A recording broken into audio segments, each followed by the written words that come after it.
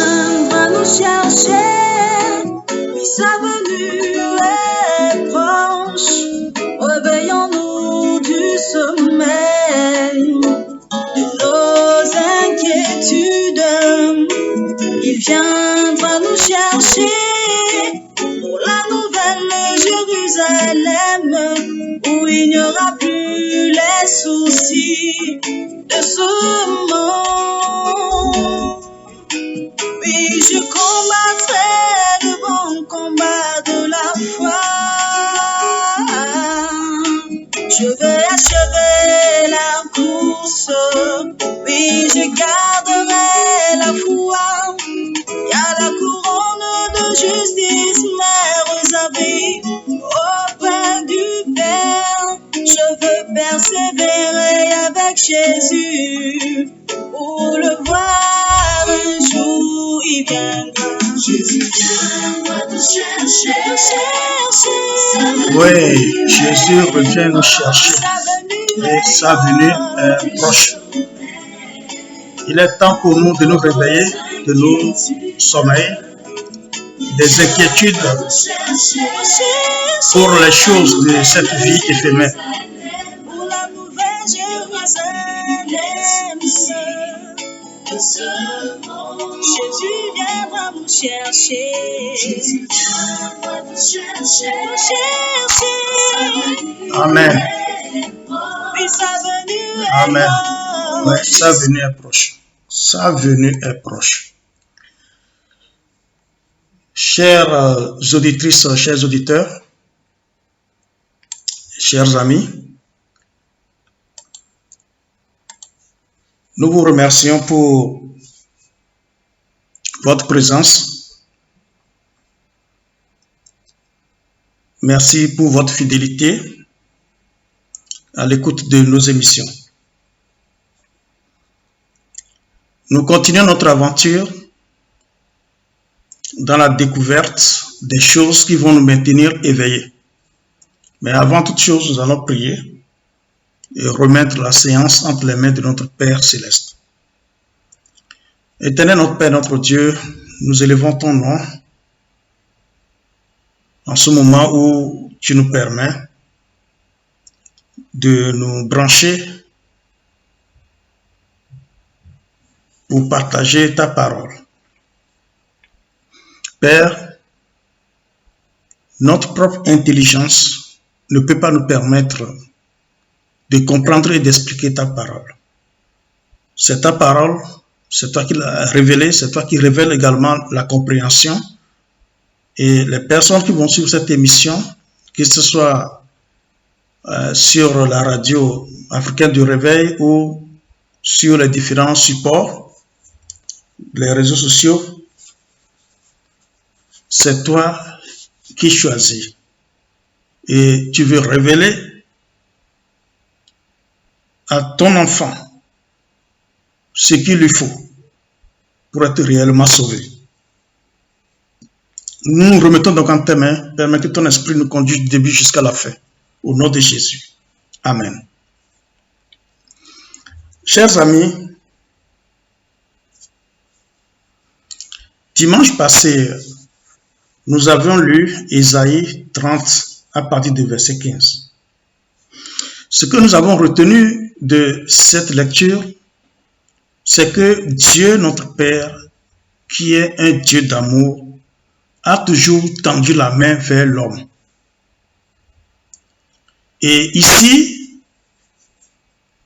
il demande au peuple qu'il a choisi comme un champ d'expérimentation, c'est-à-dire le peuple d'Israël. Il lui demande de se confier en lui, de s'abandonner entre ses mains. C'est pourquoi il a dit, c'est dans la tranquillité et le repos que sera votre salut. C'est dans le calme et la confiance que sera votre force. C'est ce que Dieu dit. Mais le constat pour Israël, Dieu dit, mais vous ne l'avez pas voulu. Et vous qui m'écoutez, Dieu vous adresse la même parole. C'est dans la tranquillité et le repos que sera votre salut. Puisque nous parlons du salut, il y a certaines personnes qui définissent le salut, la vie éternelle, le royaume des cieux comme étant des œuvres que nous sommes amenés à accomplir sur cette terre. Mais cette définition n'est pas exacte parce qu'aucun être humain ne peut rien faire pour être sauvé. Aucun être humain ne peut rien faire pour plaire à Dieu. Nous ne pouvons rien faire. Personne ne peut rien faire pour être sauvé. Pourquoi? Parce que tous sont souillés. Tu ne peux pas être souillé et prétendre faire quoi que ce soit à Dieu ou bien pour plaire à Dieu. Ce n'est pas possible. La seule chose qu'il te faut pour être sauvé, c'est d'écouter ce que ton Père te dit. S'il te demande de rester debout, reste debout. S'il te demande de t'asseoir, tu t'assois. Car lui seul connaît ta situation, c'est lui seul qui sait ce qu'il faut pour ton salut. C'est pourquoi Jésus a dit, si vous n'acceptez pas le royaume des cieux comme les petits enfants, vous n'y entrerez point. C'est catégorique. Nous devons apprendre à écouter Dieu. Nous devons apprendre à obéir ou respecter ce qu'il dit. Lui, il a tracé son chemin pour le salut. Nous ne pouvons rien y ajouter. Nous ne pouvons pas détourner la voie qu'il a tracée. C'est impossible. Tu passes par là, Jésus va dire quoi? Que celui qui entre par ailleurs que par la porte est un mercenaire. C'est un voleur, c'est un brigand. Si tu ne passes pas par le chemin, et Jésus nous a avertis, ce chemin est étroit. Et il y a très peu qui le retrouvent. Mais il n'y a pas de plan B. C'est ce seul chemin qui est un chemin serré que Dieu a tracé pour parvenir au salut. Il n'y a pas de raccourci. Tu ne peux pas emprunter le chemin le plus large à cause de la facilité et prétendre atteindre ton Père. Ce n'est pas possible. Nous sommes avertis. Il nous appartient d'écouter. C'est l'une des raisons pour lesquelles nous disons continuons à chercher. Continuons humblement à chercher. Et Dieu va nous révéler sa volonté. Aujourd'hui, nous allons lire toujours dans Ésaïe. Cette fois-ci, chapitre 64, mais le verset 6 seulement. Qu'est-ce qui est écrit? Car nous sommes en train de lire sur comment Dieu voit l'homme. Comment est-ce que Dieu te voit? Toi, un être humain, comment est-ce que Dieu te voit? Jusqu'à présent, nous avons démontré que seul Adam était le Fils de Dieu.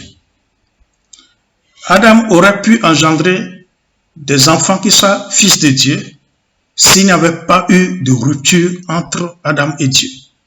Mais à partir de cette rupture, la Bible a donné une précision. C'est que Adam a engendré des enfants à son image à lui. Ce n'est plus à l'image de Dieu. Donc, personne ne peut prétendre aujourd'hui qu'il est enfant de Dieu en l'air comme ça.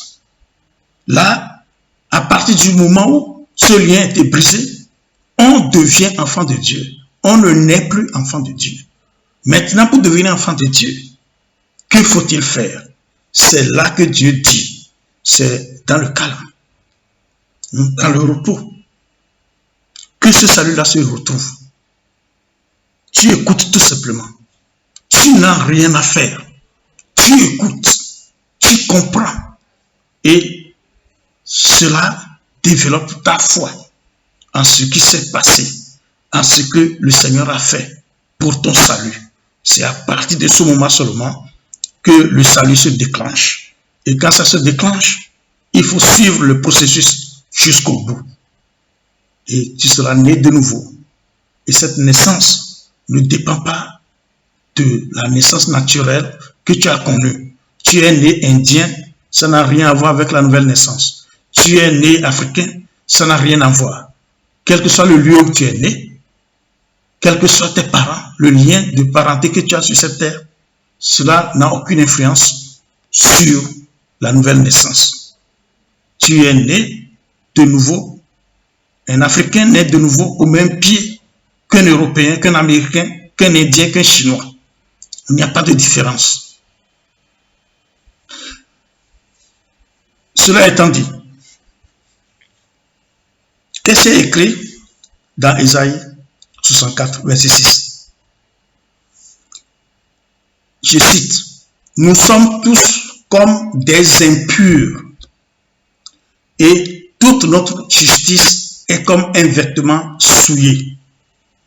Nous sommes tous flétris comme une feuille, et nos crimes nous emportent comme le vent. »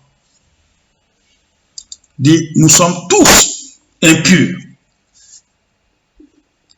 Et celui qui parle ici, c'est un prophète qui s'appelle le prophète Ésaïe. Il dit, nous sommes tous impurs. Si Ésaïe se considère comme étant impur, toi, que penses-tu que tu es? Nous continuons la lecture. Nous allons ajouter un autre passage qui nous montre comment Dieu nous voit. Le regard de Dieu vers nous. Comment est-ce qu'il nous voit? Comment est-ce qu'il nous considère? Pour que nous arrêtions de nous considérer plus que ce que nous sommes en réalité. C'est ce que Dieu pense de nous qui est vrai. Ce que nous-mêmes nous pensons de nous n'a aucune importance en ce qui concerne le salut. Nous allons voir Job chapitre 15, versets 14 à 16. C'est Job. Nous connaissons son histoire. Il a aimé Dieu et Dieu l'a aimé. Dieu l'a béni. Et Dieu l'a tellement béni que même Lucifer était jaloux de lui. Parce que lorsque Dieu a voulu parler un peu de Job, Lucifer a réagi. Il a dit, ah, ça, c'est parce que tu l'as béni. Regarde toi-même. Ses biens remplissent toute la terre. Mais touche à ce qu'il a, tu verras, tu vas te maudire en face. C'était la source, l'origine des défis que Job devait affronter. Malgré cela, Job est demeuré ferme. Et lui, il a appris à connaître l'homme. Il a appris à voir comment, à découvrir du moins comment Dieu nous regarde en tant qu'être humain. Citons Job 15, versets 14 à 16. Qu'est-ce que l'homme pour qu'il soit pur? Celui qui est né de la femme, peut-il être juste? Si Dieu n'a pas confiance en ses saints, si les cieux ne sont pas purs devant lui, combien moins l'être abominable et pervers, l'homme qui boit l'iniquité comme de l'eau. Je reprends. Qu'est-ce que l'homme pour qu'il soit pur? Celui qui est né de la femme, peut-il être juste? Si Dieu n'a pas confiance en ses saints, si les cieux ne sont pas purs devant lui, combien moins l'être abominable et pervers, l'homme qui boit l'iniquité comme l'eau. Vous voyez, Job dit ici que la sainteté de Dieu est tellement élevée que même les anges ou les saints qui sont avec Dieu ne sont pas purs à ses yeux. Ah, combien moins l'être, et l'être dont il parle ici, il dit l'être abominable et pervers, l'homme qui boit l'iniquité comme l'eau. Et avant cela, qu'est-ce qu'il dit? Il dit, celui qui est né de la femme, peut-il être juste? Celui qui est né de la femme. Es-tu né d'une femme? Tu es impur. Tu es né impur. Nous continuons la lecture, toujours dans le livre de Job, cette fois-ci le verset 25. Nous lisons, le chapitre 25, pardon, le chapitre 25, verset 4 à 6. Comment l'homme serait-il juste devant Dieu? Comment celui qui est né de la femme serait-il pur? Voici, la lune même n'est pas brillante et les étoiles ne sont pas pures à ses yeux. Combien moins l'homme qui n'est qu'un ver, le fils de l'homme qui n'est qu'un vermisseau. C'est cette partie qui énerve certaines personnes et, excusez-moi de le dire, cette colère n'est qu'une manifestation d'ignorance. Job qui parle ici a eu une expérience terrible. Une expérience qui lui a permis de voir comment Dieu nous considère, comment Dieu voit l'homme. Nous avons déjà fait la genèse de l'homme. Quand l'homme a été créé, la position qu'il a occupée, mais comment il a tout perdu et les conséquences de cette perte.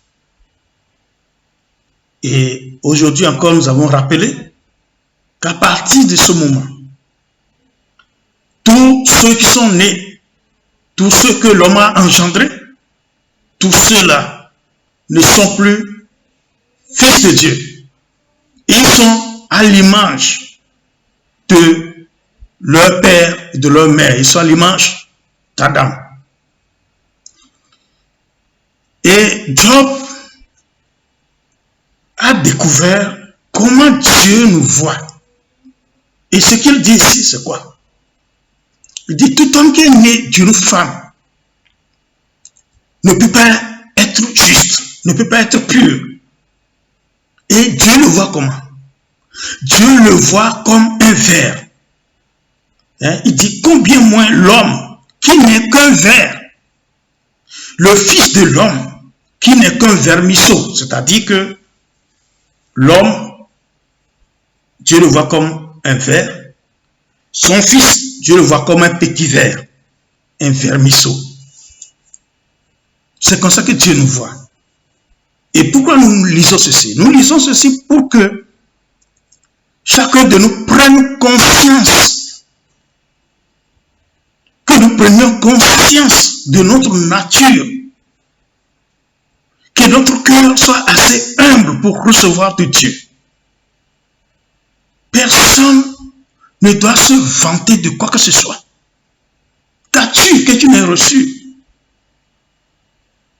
Et si toi-même tu as fait des efforts, ou bien certains efforts spéciaux pour obtenir ce que tu as, soit Dieu t'a fait grâce, ou alors tu t'es vendu pour l'avoir.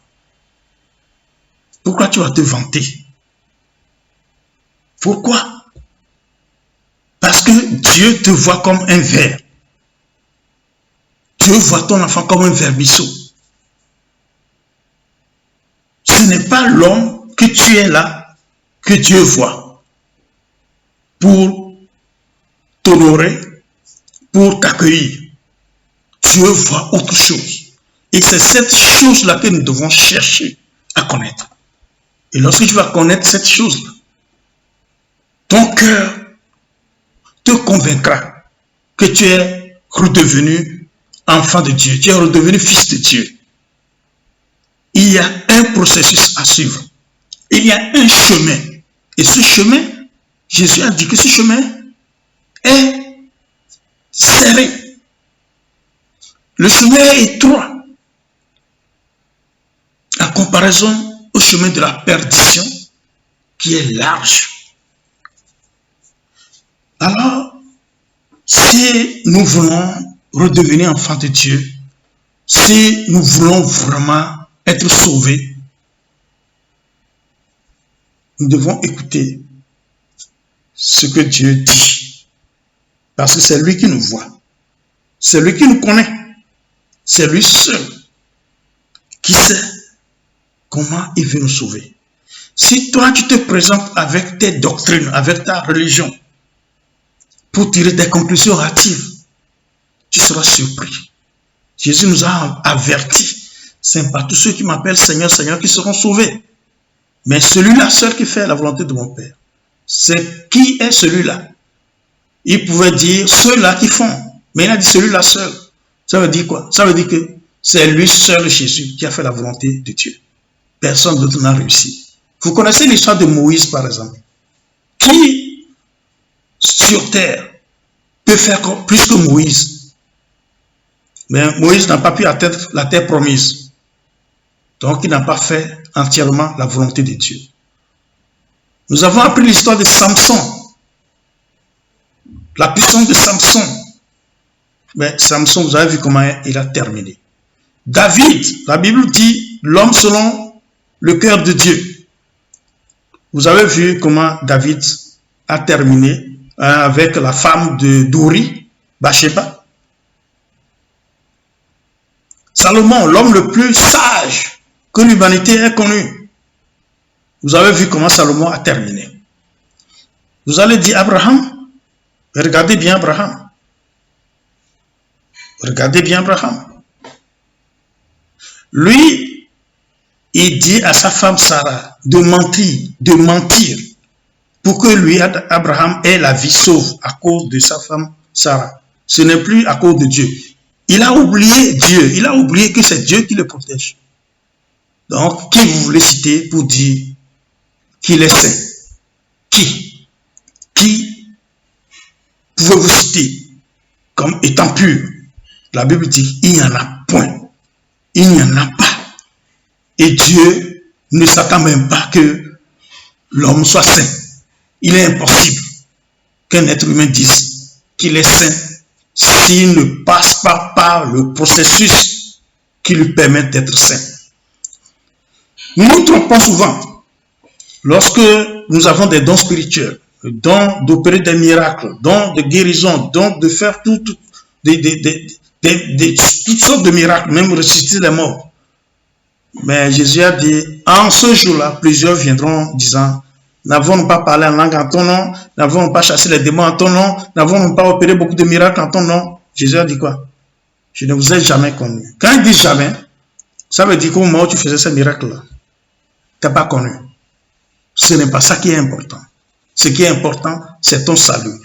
La preuve, lorsqu'il était sur terre, il a donné le pouvoir à ses disciples d'aller évangéliser.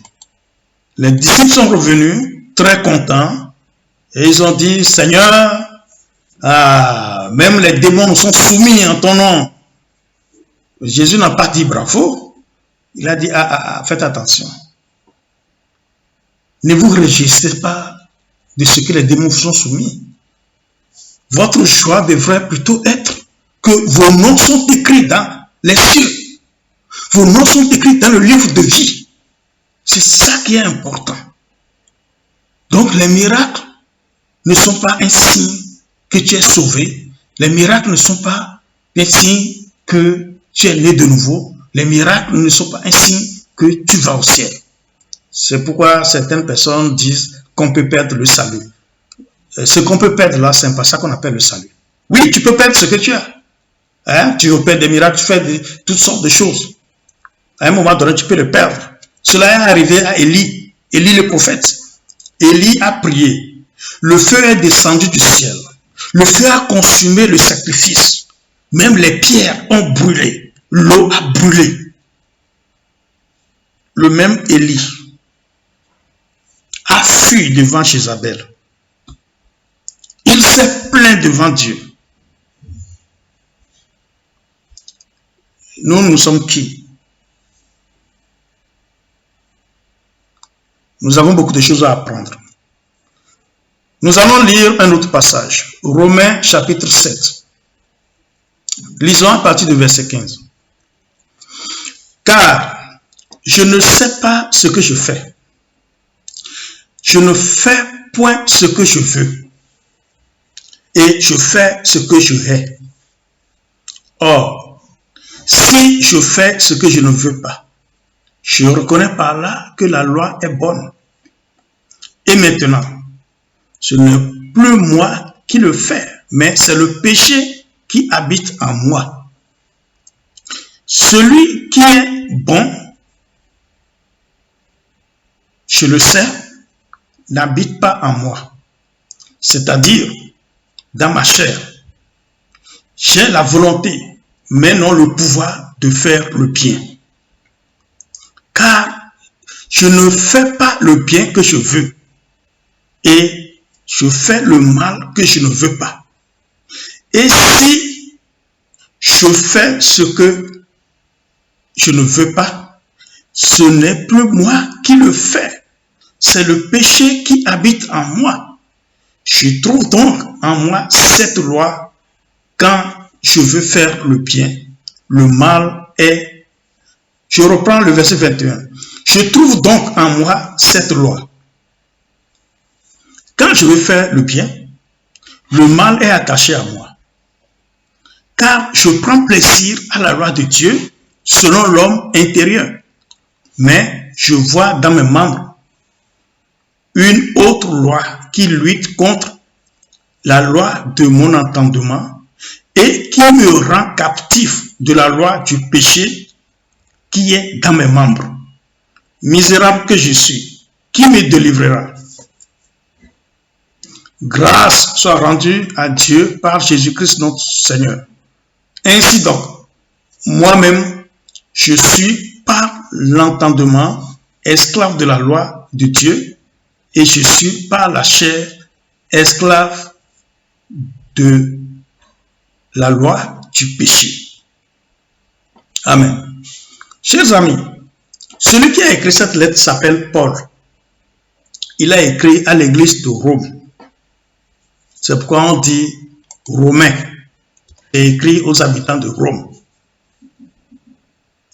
C'est écrit à l'église qui se trouvait à Rome. Et celui qui écrit ceci n'est pas n'importe qui. Il s'agit bien de l'apôtre Paul, rempli du Saint-Esprit. L'apôtre Paul a dit qu'il a été enlevé. Il ne sait pas si c'est avec son corps ou bien hors de son corps. Mais il a été enlevé jusqu'au troisième ciel. Et il a vu des choses, il a entendu des choses qui n'est pas permis à un être humain d'exprimer. C'est cet homme-là qui se plaint ici. Que se passe-t-il, chers amis? Toi qui es né, tu es né d'une femme et d'un homme. Ton corps dans ton corps, il y a le sang qui circule. Il y a les muscles. Il y a les os. Il y a le cerveau. Il y a l'appareil digestif. Il y a un cœur. Et dans ce cœur, il y a beaucoup de choses qui se passent. Il y a le sentiment, les émotions et toutes sortes de choses qui luttent, qui travaillent. Notre corps est comme une grande machine qui travaille constamment 24 heures sur 24. Parce que pendant que tu dors, ton corps travaille. Si ton corps ne travaille pas, tu es mort. Pendant que tu dors, le sang doit circuler. Tu dois respirer. Ton corps est toujours en mouvement. Ce corps-là qui est comme une machine qui fonctionne a des règles. Et dans ce corps, il y a des choses. Ce sont ces choses-là c'est à ces choses-là que Dieu a imposé la loi, la limite. empêcher tout ce qui va sortir de ce corps. Et selon le diagnostic, c'est ce corps-là qui est mauvais. C'est ce corps-là qui est soumis à la volonté de Lucifer. C'est ce corps-là qui lutte contre Dieu. C'est ce corps-là qui est ennemi de Dieu. Parce que ce corps ne se soumet pas à ce qui vient de Dieu. Et c'est à cause de ce corps-là que ceux que nous appelons les grands hommes de Dieu ont échoué. C'est à cause de ce corps que Moïse a échoué. C'est à cause de ce corps que Abraham a échoué. Bon, quand je parle d'Abraham échoué, c'est pas qu'il n'a pas accompli sa mission. Mais nous avons vu que même si Dieu l'appelle homme de foi, sa foi n'a pas été toujours au rendez-vous. Il y a eu des moments où il a menti, des moments où il a fait des choses qui n'étaient pas bonnes. Qu'est-ce qui les a poussés? David, rempli du Saint-Esprit, à cause de la puissance de Dieu en lui, il a terrassé Goliath. Le même David, qui avait le pouvoir, il était roi. S'il voulait épouser 1000 femmes comme son fils, il pouvait le faire. Mais c'est la femme d'autrui qui se douchait qu'il a plu. Alors qu'en Israël, il y avait d'autres femmes plus belles qu'elle.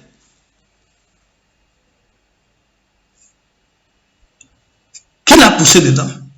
C'est le corps, sa chair. Alors que David avait l'esprit de Dieu en lui. Sinon, on ne pouvait pas terrasser Goliath. Il y a tellement d'exemples. Il y a tellement d'exemples. C'est pourquoi Jésus a dit que c'est du cœur que viennent les mauvais désirs et tout ce que nous appelons péché. Ça vient du cœur. Et nous sommes nés avec. Un bébé qui naît, il naît avec le mal. Un bébé n'apprend pas à insulter. Même si on le dit. Un bébé n'apprend pas à mentir. Le bébé fait quelque chose. Un enfant, il grandit un peu. Dès qu'il prend conscience, il fait quelque chose, il lui demande qui a fait ça, il va dire non, c'est pas moi. Ce n'est pas qu'il a appris. Il est né avec.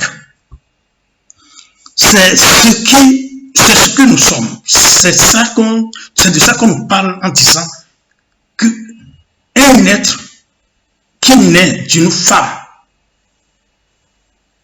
ne peut être pur. Parce que tu es né avec ça. Cela ne part pas. Même si tu as le Saint-Esprit, la chair est là. La chair a ses règles. Jusqu'au jour où il y aura l'enlèvement où ce corps sera transformé en un corps céleste, mon ami, ton corps continue à pécher. Jusqu'à ce que tu meurs et qu'on t'enterre et que ce corps pourrisse, il continue à pécher. Et l'exemple qu'on peut donner, c'est comme la papaye.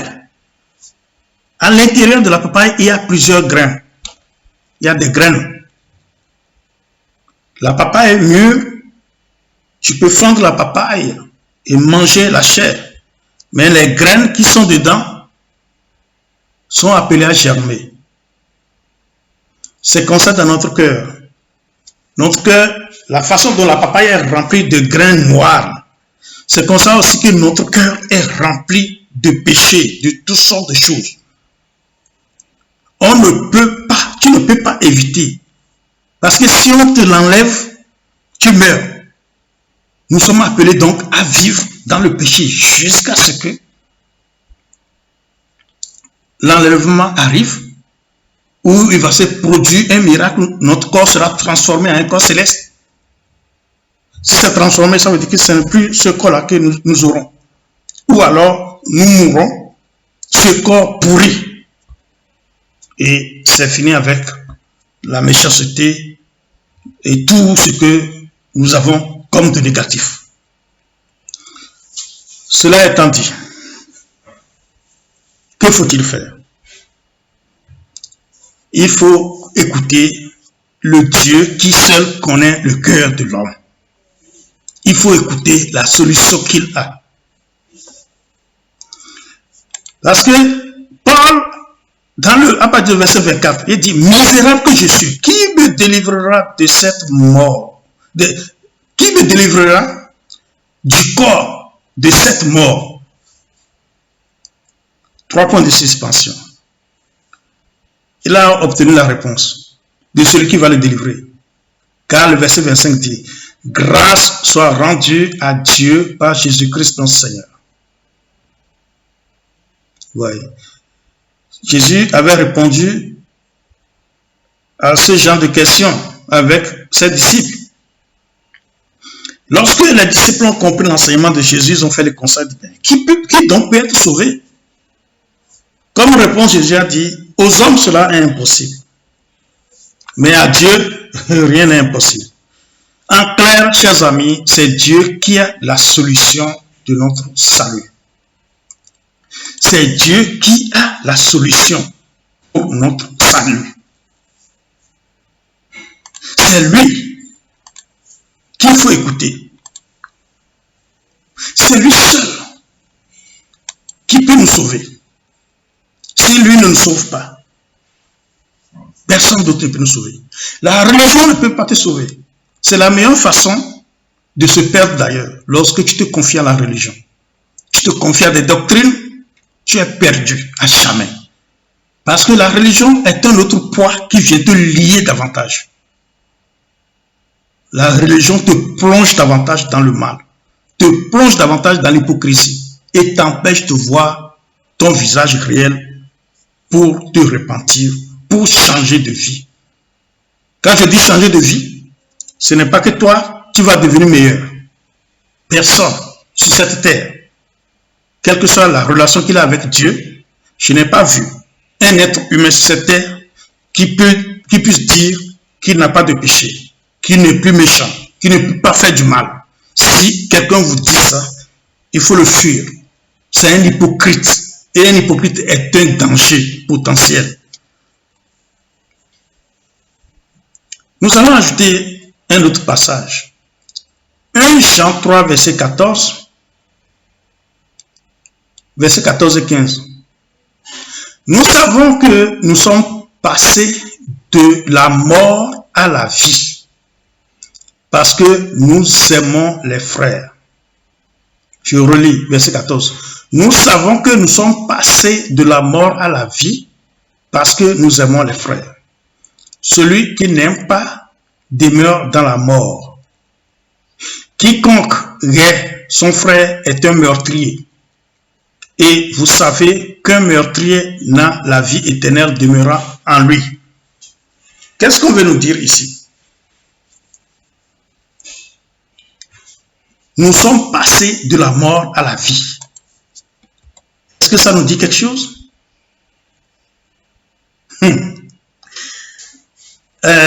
Chers amis, passer de la mort à la vie, on parle de quelle mort? On parle de la mort que nous avons héritée d'Adam et Ève.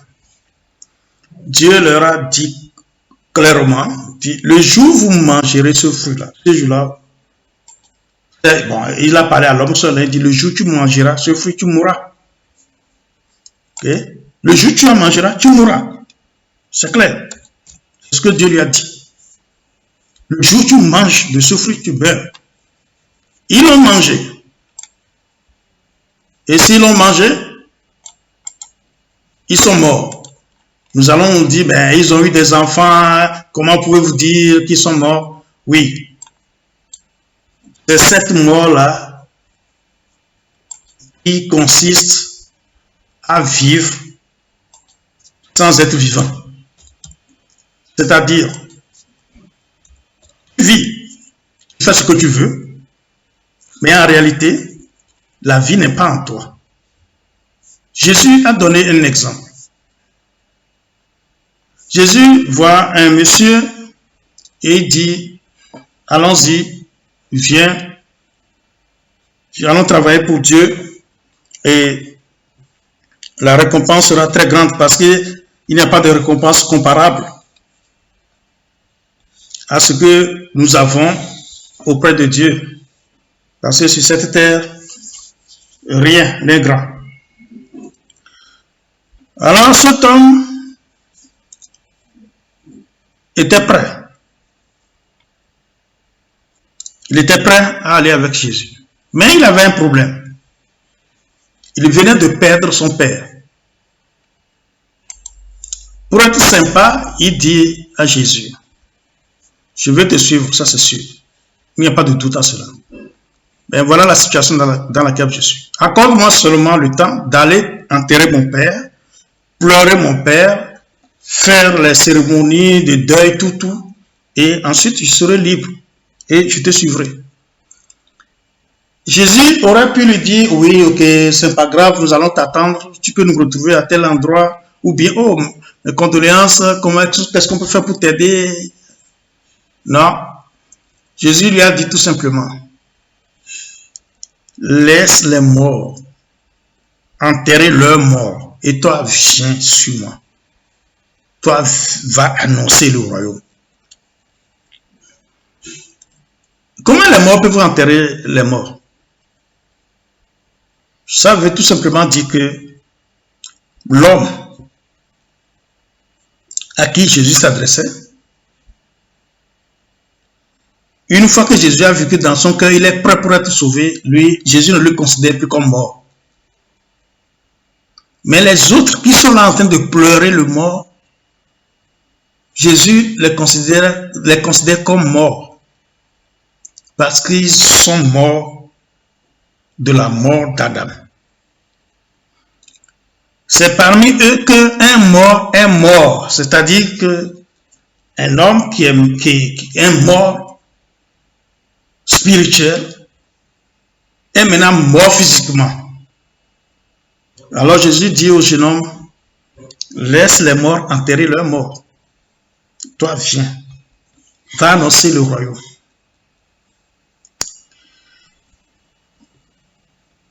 C'est comme ça que Dieu nous voit. Dieu nous voit comme des morts. Sauf si tu l'écoutes. Sauf si tu acceptes la main qui t'a tendue. Parce que c'est lui seul qui a le pouvoir de te ressusciter. C'est lui seul qui a le pouvoir de changer ton destin. De changer ta nature de mort à une nature vivante. C'est lui seul. Alors, chers amis, tout ce que nous avons à faire, c'est d'écouter ce que le Seigneur dit. Suivons ce qu'il nous dit. Le but de notre enseignement, c'est de nous amener à l'étape de cette nouvelle naissance, de cette transformation spirituelle. Que le Seigneur nous fasse grâce. Priez pour que rien ne vous empêche de suivre la suite. Car pour comprendre, il faut tout suivre. Que Dieu nous fasse grâce. Éternel notre Père, notre Dieu, nous te remercions pour toutes les révélations que tu nous as encore accordées aujourd'hui. Je bénis mon frère et ma soeur qui écoutent cette émission. Que ta grâce repose chacun de nous pour que nous puissions comprendre ce que tu as à nous enseigner pour être sauvés. Au nom de Jésus. Amen. Chers amis, si Jésus ne revenait pas au cours de la semaine, nous allons nous retrouver dimanche prochain pour continuer cette aventure sur la révélation du salut. Que Dieu vous bénisse. À très bientôt. Jésus a dit, je m'en vais au Père, pour préparer une place éternelle. Je reviendrai pour vous prendre, aider notre espérance en agneau. Maranatha, il revient bientôt. Maranatha, il revient bientôt. Alléluia.